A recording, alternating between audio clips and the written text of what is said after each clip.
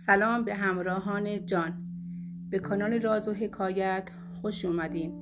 داستان امشب حکایت شنیدنی مردی است که روزی بی زحمت میخواست. تصور کن دعای ساده یک مرد پردی از یک جنایت 7 ساله برداشت. او فقط رزق بی زحمت میخواست، اما خداوند دادگری را برایش رقم زد که لرزی بر تن شهر انداخت. حقیقت همیشه در خاک نمیماند، حتی اگر 7 سال گذشته باشد. اگه میخوای بدونی چطور این دعا سرنوشت یک شهر را عوض کرد، این ویدیو رو تا آخر تماشا کنید و اگر از این داستان عجیب و واقعی تاریخی خوشت میاد حتما سابسکرایب کن تا قسمت‌های بعدی رو از دست ندهید. مردی که روزی بی زحمت میخواست. مردی در زمان حضرت داوود علیه السلام پیوسته اینگونه دعا میکرد: خداوندا رزق و روزی بی زحمت و بدون کار به من عطا فرما. و این مرد سالها در خانه نشسته بود و این دعا را میکرد. مردم وقتی که دعاهای بظاهر یاوه و بی اساس او را میشنیدند مسخره‌اش میکردند، ولی او به مسخره کردن دیگران هیچ اهمیتی نمیداد و همچنان به کار دعا و نیایش و به درخواست روزی بی زحمت مشغول بود و این گونه در تمام شهر معروف شده بود و مردم او را تنبل و کاهل میپنداشتند. این دعا کردن مرد و مسخره کردن اهالی شهر همچنان ادامه داشت تا اینکه روزی که مشغول همین دعا در خانه بود، گاوی بزرگ و تنومند دوان دوان به در خانه او آمد و با ضربات شاخ ستبر و تیزش قفل و بند در را شکست و درون خانه شد و در حیاط روبروی مرد ایستاد. مرد که ابتدا تعجب کرده بود نگاهی به گاو کرد و بعدش ناگهان یاد دعایی افتاد که همیشه می کرد. برای همین بیدرنگ دست و پای آن حیوان را محکم بست و به تیغ تیز سرش را برید. سپس خدا را شکر کرد، بیشتر از بابت اینکه متوجه شد خدا به او توجه دارد و بعدش نیز برای اینکه دعایش مستجاب شده بود و روزی بی زحمت به دست آورده بود. مرد دعا کننده در همین حال و هوا بود که ناگهان مردی وارد خانه او شد که وقتی گاو را سربریده دید بسیار برافروخته شد و گریبان آن مرد فقیر را گرفت و به او گفت: ای بی رحم سنگدل، چرا گاو مرا کشتی؟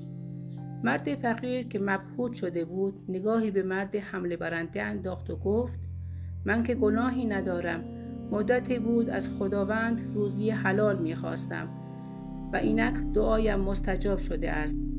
صاحب گاو که با شنیدن این جواب به ظاهر سربالا سراپا خشم شده بود، مرد فقیر را با ضرب و شتم به محکمه عدل حضرت داوود علیه السلام برد. داوود علیه السلام گفت: چه شده؟ چه خبر شده است؟ صاحب گاو در جواب سؤال حضرت داوود گفت: ای پیامبر خدا، به دادم برس که این مرد به جفا و ستم گاو مرا کشته است. آن حضرت رو به متهم کرد و گفت: چرا مال این مرد را تلف کرده ای؟ به چه دلیل شرعی و یا عرفی گاو او را کشتی؟ کشنده گاو گفت: ای داوود نبی، من مدت 7 سال روز و شب از درگاه الهی درخواست می کردم که رزقی حلال و بی مشقت به من عطا فرماید. این درخواست اجابت شد و من نه برای خوردن گوشت آن حیوان بلکه به شکرانه مقبول افتادن دعایم آن زبان بسته را ذبح کردم. حضرت داوود علیه السلام پس از شنیدن توضیحات کشنده گاو گفت: این حرفها را کنار بگذار و برای اثبات ادعایت دلیل شرعی اقامه کن. آیا تو سزاوار می‌دانی که من در شهر سنت باطلی را بدعت بگذارم؟ این گاو را انصافاً چه کسی به تو بخشید؟ آیا خودت آن را خریدی یا وارث آنی؟ بنابراین برو مال این مرد را بده و یاوه‌گویی مکن. و اگر تمکن مالی نداری باید بروی قرض کنی و حق او را بدهی و اینقدر هم دنبال بیهوده کاری مباش.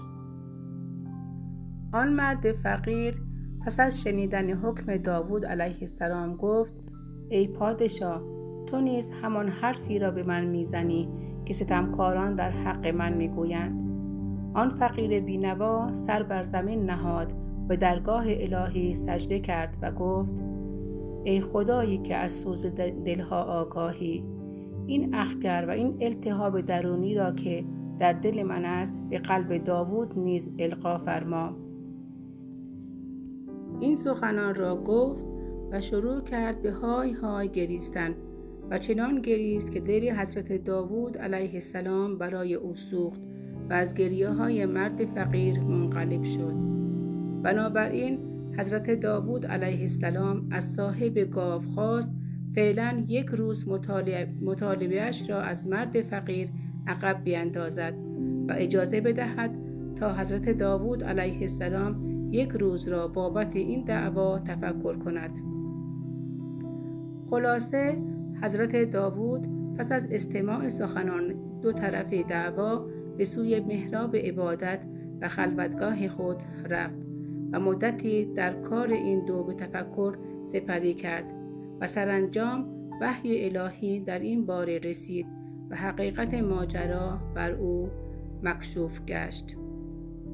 داوود علیه السلام از خلوتگاه بیرون آمد تا حکم نهایی خود را در این ماجرا اعلام کند.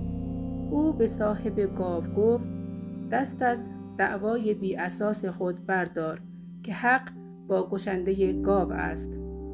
نه تنها او ستمی درباره تو مرتکب نشده، بلکه باید همه اموالت را نیز به او بدهی.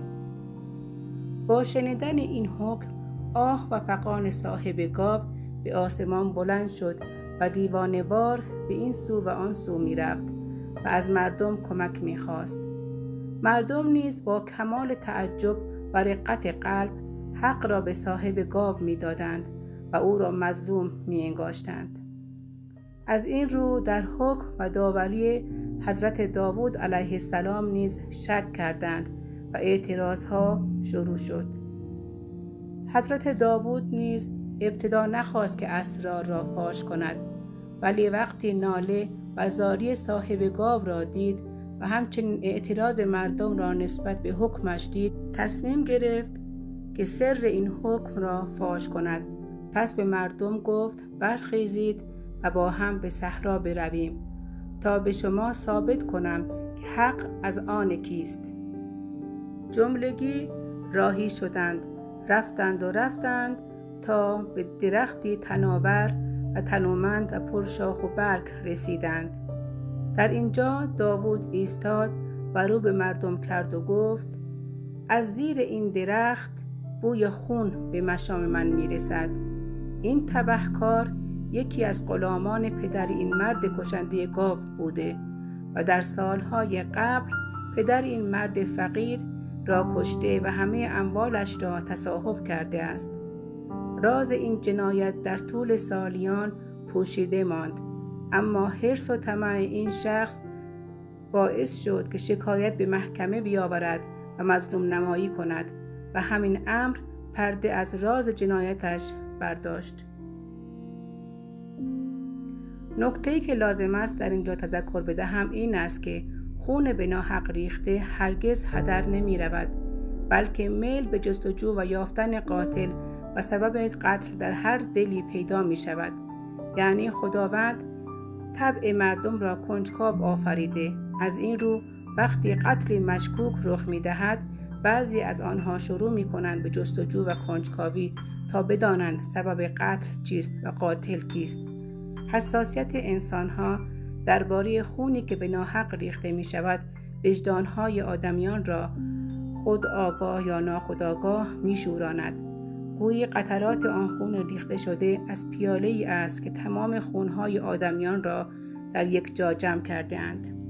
این حساسیت وجدانی نمی تواند جنبه طبیعی داشته باشد، بلکه ناشی از داوری خداوندی است که پیش از رستاخیز برای حفظ جان آدمیان و تلخی احساس نقص در پیکر مجموع انسانها صورت می‌گیرد.